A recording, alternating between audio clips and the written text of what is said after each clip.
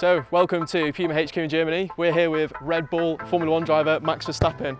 Oh, it's a good effort. We're going to have a kick about, we're going to hear about the rest of his day, and we're going to have some fun.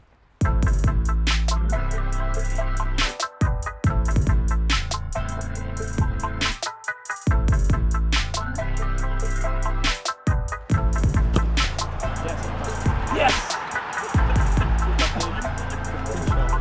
Max, you're a big PSV fan, I hear. Yeah. Well, I mean, I prefer them to win than any other club. It's a good year. Sure. It's a good year for PSV. Well, at the moment they're actually second again, so that's not so lovely. Well, there's still hope for Ajax. You can beat Ajax, right? Well, we lost against them 2 games ago, but I hope we can. So you're also a big fan of FIFA. I am, yeah. Tell me a little bit about your FIFA experience. What do you like to do on FIFA when you're playing around? Ultimate Team. Your ultimate team? Yeah. Who've you got? All the icons you want. Yeah? Yeah. And the Team of the Year. There's a lot of people out there who want to play FIFA against you. Do you play against fans? No, I don't give my name, so they never know it's me. You like and I guess it's a good thing. Yeah. When you're playing sim racing though, you race against other drivers, don't you? You have to, or under your real name. Sure. So what's it like when people sort of deliberately hold you up and block you on laps and things like that? Because I've seen you before. This happens to you. Yeah, I mean they like racing against you, so I don't blame them. But yeah, sometimes it's a bit frustrating when they ruin your quali lap, no?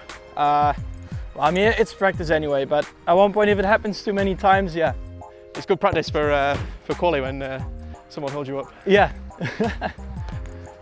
How much can you learn off the sim racing side of things, Max, when you're playing on R Factor or iRacing or whatever it is you like to play on? Well, for me, first of all, it's enjoyment, but then also it's trying to be more consistent. Yeah. Oh, pick that one out the bag. That is a beauty. I'm gonna have to step my game up here, Max. So you can learn a little bit. It's more about consistency and polishing your driving while you're on the simulator. Especially, I like to do like kind of endurance racing. So it's more. That was a lucky shot. Yeah, hit the camera, hit the camera. So that's a game of football with Max Verstappen. We're going to head inside now and see what else he's got planned. He's going to run around the Puma factory. We've got some new gear, he's got some new boots on, so we're going to go and see what's going on there. Oh.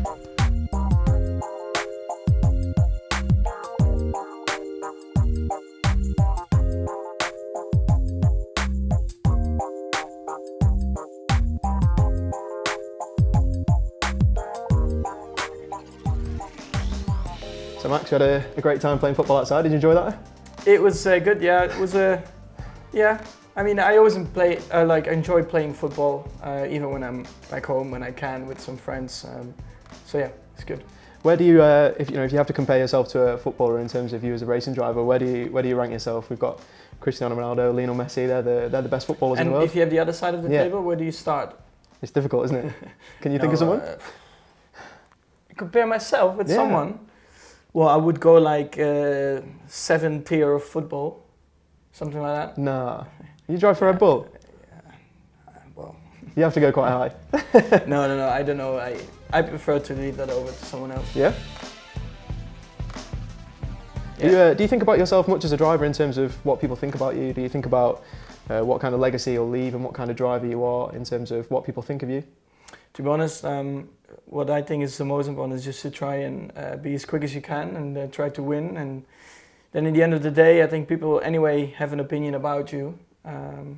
So I try to control what I can, and then at the end of my career, hopefully still a long time, then we'll look back at it. Well, we don't need to get to the end of your career just yet. We're almost I'm just getting started, so I'm actually planning to do at least another 15 years, yeah. Good. So the new relationship with Honda, the team must have changed quite a bit. Tell us a little bit about what's different in the team, what you've seen so far that has been different. We have a bit more sushi around. Yeah, that is very positive.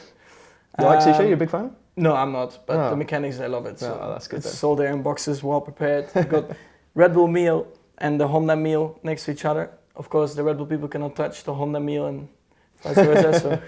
But no, it's good. I mean, there is a lot of motivation in the team and everybody is really pushing hard. I think, in general, to have this new engine partner in the team just gave a bit of a a fresh start in the team in a way, and everybody is just really looking forward to the challenge. I think we just feel like there are more opportunities with Honda as well. So yeah, like I said, I think it's at the moment there's a really good vibe in the team. Has it been a nice opportunity for you to step forward and kind of lead this team in this new era? This is Max Verstappen at the front here, isn't it? You've been at the team the longest out of the two guys, and it's an opportunity for you to really guide the team forwards. Well, I mean, I'm always giving my feedback of what can be done better or what I need to go faster, so that doesn't really change. And of course, throughout the years, I get more experience, and I think that will help. Also, talking to the team how we can improve the car. But for me in general, yeah, of course, Daniel left and I got Pierre in the team, but in terms of working from my side, I don't think a lot changed as well. I think Red Bull in general always delivered, parts at the same time to both drivers. So, I don't really see that difference at the moment. Sure. Where do you think Red Bull sits at the moment? How close are you to those two guys at the front? I think the start of the year, especially in Australia, was very positive. Straight away to be on the podium with Honda. It was a good start. And in Bahrain, we had a few setup errors, which we found out after the weekend, unfortunately. So in the test already, the car was a lot better. Hopefully we will be close. It seems like Ferrari is massively quick on the straight, especially in qualifying. So I think it will be hard to beat them in qualifying, but hopefully with a better balance in the car and some quick updates to the car as well, some quick fixes hopefully. We can be in that fight. So we just have to be really consistent and hope that really quickly we get a lot of updates on the car, which I think throughout the last few years we have shown that we can bring a lot of updates to the car and actually improve more than the others. So hopefully it will be the same again this year. You've got more and more experience in Formula One now, and you are gaining that experience even though you're maybe one of the younger drivers on the grid. So talk to us about your approach. How much has your approach to a Grand Prix weekend changed since you first came into Formula One, and how has that sort of developed over the years? Well, I think a lot more people, the good and the bad ones. You start to be more relaxed because you know what you can expect. Of course, the result in the race, you never know, but I think in general how the whole weekend works is pretty similar to what it was in 2015. So, and then from there onwards, I think the experience you gain throughout the races as well, that just make you a lot more confident, and you can deal and handle situations easier while being in the car. I'm getting close to 100 races now, so I think it's been the longest I've ever been in a series anyway. So you gain a lot. When I look back at my first race and now, it's night and day difference, but I think that's pretty normal as well. Do you feel much more relaxed now? You're gaining these races and modifying your experience, and now also with Honda coming on board, there seems to be a step forward. It seems like the car is quicker. So do those things combine to make you more relaxed in the car? Well, I mean, the better the packages you have, let's say easier it is for you while driving, because you don't need to go all the time on the limit. Where if you have a really good car, really good engine, sometimes you can maybe not force that overtake at that point of the track, but you can wait a few corners later or on the straight or even later in the race. But sometimes in the last few years where we were struggling with top speed in general, you had to force a move under braking and sometimes it would go wrong. And I think at the moment the package we are getting towards, let's say, having an easier life on track. So that will at the end of the day also help your consistency. So. And we're here at the headquarters of Puma, so we'll talk a little bit about Lewis Hamilton.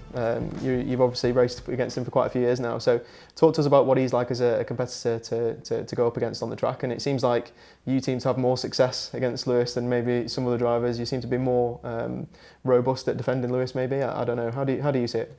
To be honest, I'm still waiting for the real battle against Lewis. I mean, of course I've been driving with Lewis for a few years now, but I never really felt like the whole season I was fighting against him, so it's a bit difficult to judge that at the moment. Sometimes he was in a championship fight, and then we had a few good races where then it's easy to overtake him because he has to think about the championship. So for me, I think hopefully this year we will be more in that fight, where then throughout the whole season hopefully we can compare each other. Talk to us about Max Verstappen when there's no race weekend, when you're having fun at home. What do you like to do? We know you like your sim racing, and you've done races recently with the likes of Lando Norris and things like that at Bathurst, and you like to compete a lot sim racing. But what other things do you like to do? What's your off season look like? Well, mainly racing, but also spending time with family and friends. To be honest, But yeah, lately I've been racing in Formula One, racing back home on the simulator. And even last week it was the same again. But then in the summertime, you know, it's good to go around the south of France and be on the water. With the jet skis, for example, I really love that. So stuff like that, just have fun with friends and family because you don't really see them a lot. So it's always good if they can come over after I've been racing in Formula One. Yeah, you mentioned friends and family, and obviously everyone knows your dad, so we can talk about Jos. What's it like having him around in terms of when you have maybe a difficult weekend and things aren't going well? Is he someone who can really help with that kind of thing because he has the experience of it already? Well, it was mainly like go-karting because he was a very big help for me. I mean, without him, I wouldn't be sitting here right now. And then in Formula One, especially the first few years, he was really involved on the background, but still, of course, giving me advice and tips. And now it's more like I'm still telling him everything what's happening throughout the weekend, even when he's not there, because he's only there now like 50% of the races. So like the first years he was there every race. But I guess that's also quite normal, especially when your son is just starting in Formula One, you want it to go really well. And with his experience, I think it was always good to have him around because it gave me a lot of confidence as well, because it's a very new world. So to have your dad around, I think is the best you can have. And yeah, now lately, every evening or in the morning, I text him like, okay, you know, we're gonna do this and this with the setup or stuff like that, and he gives his opinion, and he's like, all right, okay, you know, it's good. He likes to have the information when he's sitting at home as well, which I can understand. Yeah. So, yeah, he's my dad, but still on the background, you know, he's a person I can talk to. Sure. You had the 1000th Grand Prix recently in China. Tell us your favourite motor racing moment from the past. Do you have a moment that maybe got you into the sport in the first place, maybe that you remember, or is there an overtake or a driver that you remember from when you were younger, or anything like that? But you know, it's a difficult one to put you on the spot, no? Yeah, because honestly, what I can remember is maybe like seasons of 2006 and 2007, but from there onwards, all the way till 2014, I was always traveling as well. Yeah. So I actually didn't see a lot of Formula One races myself, so I don't really have a favorite moment. No. Do you remember your first time at the track, maybe with maybe watching your dad or anything like that? That was 2001, I think, when my dad was at Arrows. I was in Malaysia, what I can remember. Or like European Grand Prix, I was like running through the paddock, getting stuck in the bus for the motorhome and stuff like that. Yeah, but I don't really have a favorite moment, but hopefully we'll create a lot more.